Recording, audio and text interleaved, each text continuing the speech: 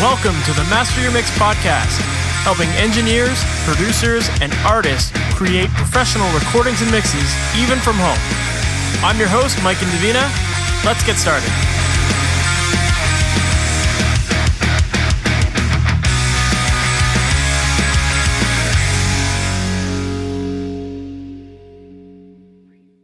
Hey guys, it's Mike and Davina, and thank you so much for listening to this podcast and joining me today. Today's episode is a little bit of a different one. Rather than interview another engineer or take some audience questions, I wanted to share a couple of little quick tips today.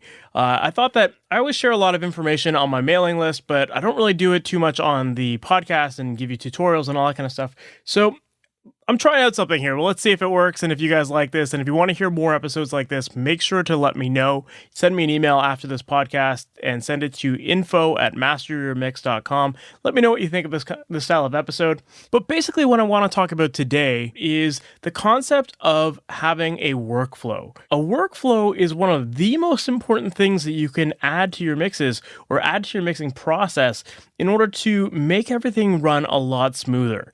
So whether you're a musician and you're trying to record your own music and release more content, or you're an engineer who is trying to record more bands and build up your clientele, really what it comes down to is being able to do it efficiently. And one of the biggest complaints I hear a lot of people say is that mixing takes too long, or that they find themselves constantly second guessing their work. You know, they just feel really lost when it comes to their mix. They don't know where to start. They don't know how to analyze their tracks. They don't know when to finish their mixes. And everything just seems a little bit random. You know, you're just kind of looking for problems in your mixes.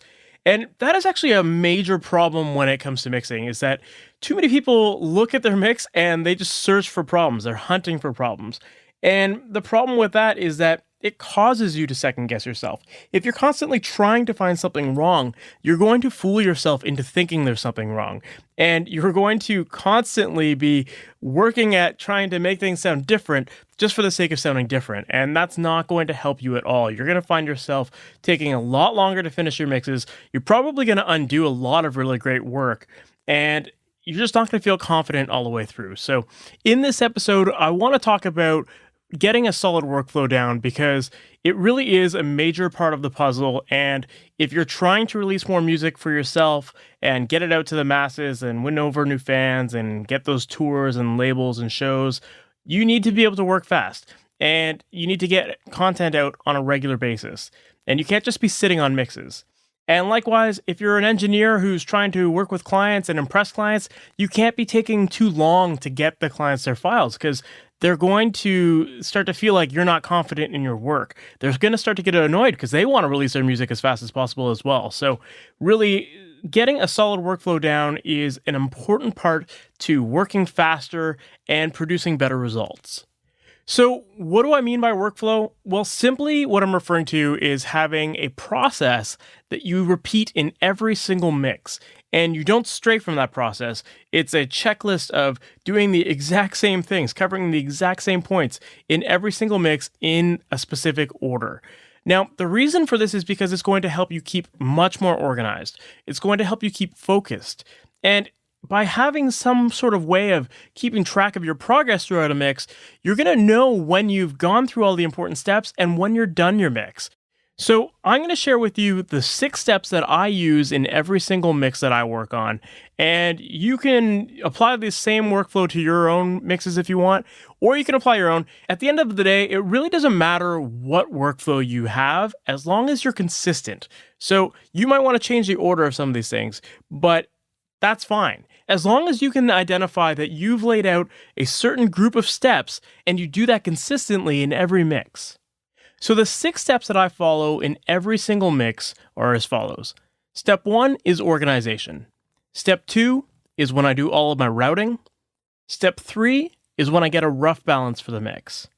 Step 4 is where I do all of the heavy lifting. That's where I process all of the tracks with EQ, compression, and whatever else is necessary. Step 5 is when I add effects. And then lastly, step 6 is automation. So let me just go quickly into each of these 6 steps and give you a little bit more detail about what they entail. So my first step is organization. And in this step, that's basically where I just get rid of any boring mechanical tasks that are going to serve as distractions later on. So things like naming tracks or color coding regions, getting rid of tracks that I'm not even using in the mix, creating groups and markers, all of that kind of stuff. I try to get rid of that all at the beginning so that once I actually start moving faders and adding EQ and compression and all that stuff, I don't have to stop what I'm doing to name a track or move something around. Instead, I want to be able to find tracks quickly. I want to be able to know that I'm not just skimming through tracks that aren't even useful in my mix. I've just eliminated all of those things. I want to be able to find the verse and chorus really quickly, and I want to just have everything laid out so that I don't need to stop mixing to start organizing. There's nothing worse for your focus than having to stop what you're doing to just focus on something else. You want to focus on creating a great sounding mix, and that's going to happen by concentrating on the music and not the organization side of things. So get rid of those tasks right away. Step 2 is the routing stage, and in this stage, all I do is simply just tell my audio where I want it to go. So the way I like my sessions to be set up is I like to have all of the individual instruments go to a group bus. So all of my individual drum tracks will go to a drum bus. And then all of the group buses then go to my master bus. And the reason I like to set up my sessions this way is so that I can process my tracks on both an individual level, or I can set it up as a group. So if I want to adjust something for all of the drums, I can just use one fader or add processing to the entire drum bus. And then I like to be able to process everything as a mix, as a whole. So that's where my mix bus comes in handy, and that's where I can make adjustments to the entire mix. So it's a really important part of the puzzle because you want to make sure that you know where all of your audio signal is going to, and you want to give yourself the flexibility so that you can work faster. So for me, I find that by routing my sessions that way and doing it in every single mix, I give myself a lot of different points where I can save time. So, rather than adjust 10 different faders and bring them all down for all of the drums, instead, I could just do it on one fader. And that just speeds everything up because you don't have to do a lot of monotonous, repetitive things. Instead, just play with one fader and it's just going to get the job done much faster. So moving on to step 3 of my mixing workflow, that is the rough balance stage. And honestly, this is the first part of my mixing process where I actually listen to the song.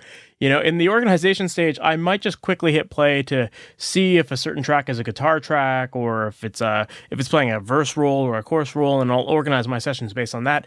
But in the rough balance stage, all I'm really doing here is just trying to quickly get a sense of what's happening in the mix. And the easiest way to do that is to just throw up your faders really quickly and just get a rough balance of all of the individual levels. I'm not doing any heavy lifting here. I'm not doing any EQ or compression. I'm just trying to get things to sound good in relation to each other. I don't want my drums to be stupid loud in comparison to the guitar, or the vocal be either too loud or too quiet. I just want to get everything at a level that sounds comfortable so that once I do start adding processing like EQ and compression, that I'm doing it in relation to everything else in the mix. I don't want to be listening to instruments in isolation. I always want to be focused on the mix as a whole and how things interact with each other. So by setting levels early on to a comfortable level, that just sets the tone for the rest of the mix. And then once you've got that rough balance up, the next part of that rough balance stage is creating a mental checklist of the things that you're hearing and the things that you need to do in the rest of the mix. This just allows you to keep much more focused as you move on to the next stages so that you can just check these things off the list and know that you're doing what's important to the mix. And you're no longer having to stop what you're doing to adjust faders or name tracks or any of that other stuff that we've already done. We're moving on. So step 4 of my workflow is the processing stage, and this is definitely the heavy lifting of the mix. So this is where you're going to be using things like EQ and compression, and you're going to be trying to create more clarity, separation, and width between all of the different instruments, and you want them to interact and really start to sound really big and huge and work together really well. So I'm not going to go into specific detail about what to do with individual tracks, because honestly, that is a humongous discussion that could take hours. And in fact, I've actually written an entire new book that's going to be coming out soon. It's called The Mixing Mindset. It's going to be coming out in January of 2019. And I'm super excited for this book because honestly, like it's a lot of pages about how to analyze your tracks and then how to use tools like EQ and compression and effects and all that stuff and get that clarity and width. So that is something that I'm going to save for the book because it's just way too long to get into in this podcast. But one of the important things about the processing stage that you want to keep in mind is that you always want to work in a similar order. So for me personally, I always start on my drums first, and then I move on to my bass, guitar, and then vocals.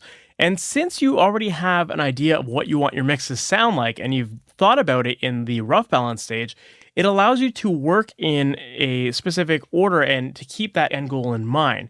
So, I'll always start with my drums to get them sounding as punchy as I want them or as big as I want them. And then I'll focus on the low end. So I'll move over to the bass and I'll focus on getting the bass to cut through in the mix the way I hear it, the way I want it to sound. I'll get the low end feeling tight, nothing's really jumping out. And then I'll move on to the guitars. Then I'll also work on the low end of the guitar and how it interacts with the bass guitar. And I'll get that sounding really tight. Then I'll focus on like the crispiness of the guitar. Am I hearing the guitars really cut through? Do they sound like a big wall of sound?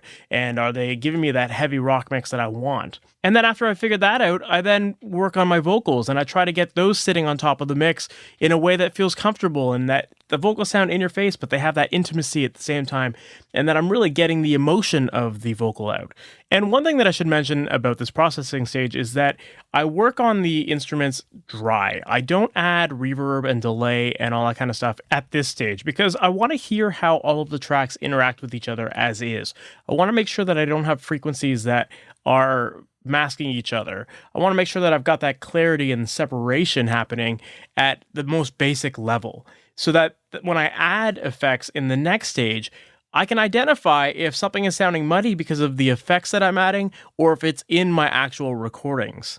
So then this naturally lends itself to the next step of my mixing workflow, which is the special effects stage. So this is where I'm obviously going to add things like reverb, delay, modulation effects like chorus, flanger, whatever else I need to have in there. And I actually just realized something. I just said I obviously add reverb and delay and all that kind of stuff. And that's a total lie. I actually don't always add effects to my mixes. This is the biggest thing I want you to take away from this stage of the mixing workflow. So many people just add effects by default. So many people just slap reverb on a vocal because they think it instantly makes things sound better. But often when you do that, it can make a mix sound cloudy. So don't just default to effects because you think they sound cool or that you think that all vocals have reverb on them. That's the furthest thing from the truth. If you actually listen to most of the things on the radio right now, you're going to hear a lot of dry vocals. You might hear some delay here and there, but a lot of the times the vocals are very dry and in front, and that gives you the intimacy of the lyrics. So the biggest thing I want you to take away from this section here is I want you to think about effects before you add them. Are they really necessary? Does your mix sound really good the way it is? Would it benefit from having effects? Or is it actually going to start to make your mix sound more cluttered? Or will it make things sound muddy?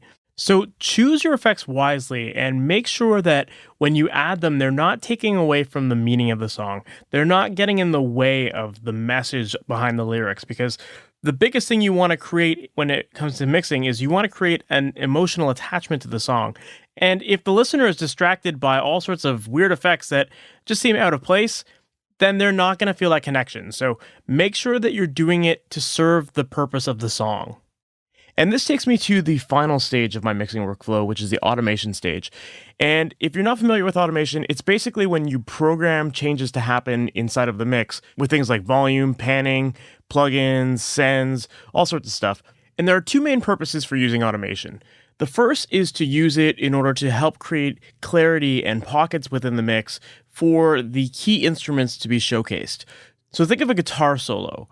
In that section, you want the lead guitar to be nice and loud, nice and clear, but you want the other instruments to be a little further in the background, right? So you want to bring down your rhythm guitar tracks a little bit, or maybe you need to duck the vocals out of the way, or maybe turn down some of the drums to get a little bit more clarity. So with automation, you can write those moves in so that once that guitar solo section comes in, those rhythm guitars come down a few dB and the lead guitar comes up, and then you get that clarity. Another good example of when you would use automation for this kind of thing would be on vocals. So again, with vocals, you want to make sure that the listener can hear every single word because that is what the listeners are going to create an emotional attachment to the song based on. So, with that being said, you need to make sure that every single word is heard nice and clearly. So what I usually do when in my mixes is I will go through every single line of the vocals and make sure that I can hear every word, because sometimes singers will sing certain words loud and then they'll back off on other words, or just they attack certain words a little harder than others. So you want to make sure that you have the most even performance so that the listeners don't struggle to hear the lyrics or the message of the song. Now, the second reason why you'd want to use automation is to add a little bit of life and excitement to your mix. So if you have a mix that doesn't change volumes at all the instruments stay the exact same, and nothing really feels like it gets bigger, the mix is going to sound really boring. But instead, with automation, you can use it to create some extra excitement into your mix by simply moving the volumes of certain instruments up and down throughout the mix. So say, for example, the chorus of a song. The chorus is typically the most exciting portion of the song, and that's when usually you get the most energy, and it's typically the most uplifting portion of the song. So if you want to emphasize that extra energy, all you need to do is just simply bring up the volume of the instruments in your mix, or even do it on the master fader. So sometimes I'll just boost my master fader up about a dB or so, and that'll just create a little bit of a change in the song. It can startle the listener a little bit in a good way and hit a little bit harder. So it's a great way to just add a little bit of extra energy and movement within your track, just to change it up a little bit.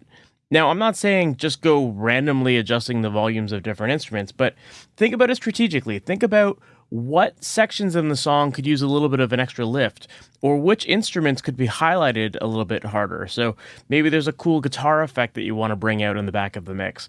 Well, then bring that up for that one spot. But don't keep it super loud throughout the whole song, where you're going to start to lose that effect, right? So be a little more strategic with automation, but by doing this, you're going to add a lot of character and movement and energy into your mix. And this is really one of the big details that separates the amateur mixers from the pros, because pros use automation. And this makes sure that their mixes are exciting.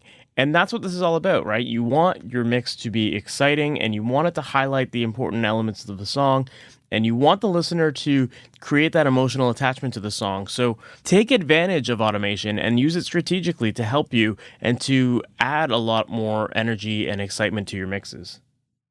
So after you've added automation, you're at a point where you've completed all 6 of the steps in my mixing workflow.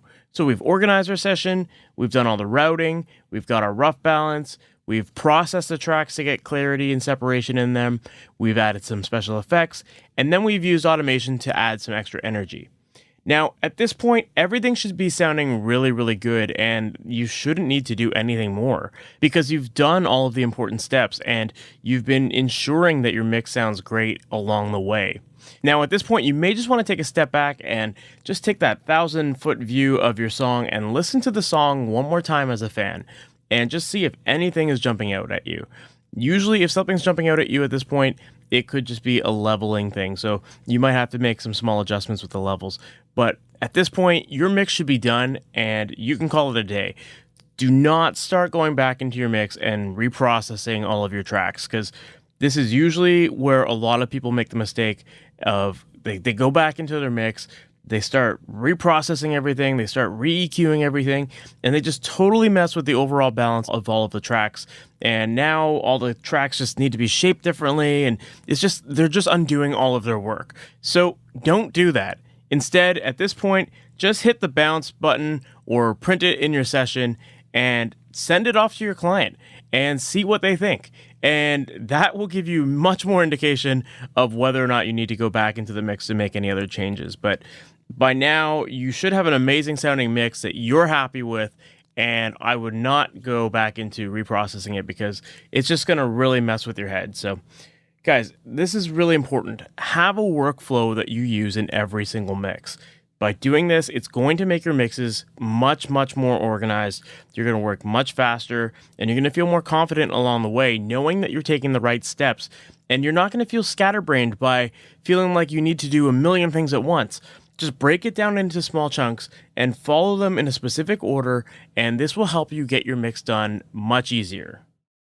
Now, I know I mentioned it a little bit earlier in this episode, but I have a brand new book coming out in the third week of January of 2019, and it is called The Mixing Mindset, the step-by-step formula for creating professional rock mixes from your home studio.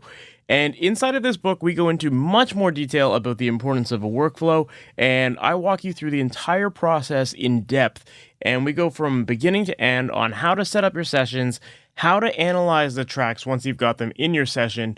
I'm going to walk you through the different scenarios you might find yourself in. We're going to talk about what to do with EQ and compression and effects and what frequency ranges you need to pay attention to, what kind of sound characteristics you should be listening out for. And I walk you through the entire process so that you can simply just follow along with this book and go from beginning to end and use it alongside your mixes and create some amazing, clear, polished, professional sounding mixes that you're really proud of. That's my main goal with this book, is that I want to help more engineers and I want to help out more musicians that are recording themselves to create mixes that they're absolutely happy to release to the world and they feel confident in. I want people to use this book to help improve their skills so that if you want to run a recording studio and you want to get clients and you want to make a living off of music, you can have the skills to get those really clear mixes that you're absolutely proud of and that helps separate you from the other amateur mixers in your neighborhood. I want you to become an in-demand engineer that bands seek out and that want to pay you for your work because you've got the skills that they want. So this book is going to help you with that. And if you're an artist who records themselves and you're just looking to put out more music frequently and you're looking to create mixes that are polished and professional sounding so that you can get shows or record deals or just really promote your band and grow your fan base and get bigger and just release more music that you could sell and get it out in the world, you need to have mixes that sound really pro and polished. And this book is going to walk you through how to do that. So once again, it is called The Mixing Mindset, the step-by-step formula for creating professional rock mixes from your home studio. And it's going to be available as of the third week of January 2019. It's going to be available on Amazon in Kindle format and as a paperback book. It'll also be available on the MasterYourMix.com website. So make sure to check it out. Once again, it'll be released in the third week of January 2019. So that's it for today's episode, guys. I know it's a little bit different than normal. Instead of interviewing somebody, I just thought I would share some tips with you to help you with your own mixing and to help improve the process and make it a little bit easier for you. So I'm curious to know what you thought of this episode. I'm curious to know if you would like to hear more like this and more quick tips. If you would, shoot me an email. My email address is info@masteryourmix.com. And even if you hate this style of episode, send me an email as well. I always like getting that kind of feedback too. It's always good to know what people like and what they don't like, because I just want to make sure that you're getting the most value out of this podcast and that you can find the tips in here that are going to help you with your mixes. Or maybe you're just looking to hear some cool stories from other engineers. Hey, that's cool too. So just shoot me an email. Let me know what you think of this episode. And that's it for today, guys. We'll talk soon. Take care. Have a great one. Thanks for listening to the Master Your Mix podcast. To have your questions answered, submit your questions to questions@masteryourmix.com. Please go to iTunes and subscribe and leave a review. And for more information on how you can improve your mixes, visit MasterYourMix.com.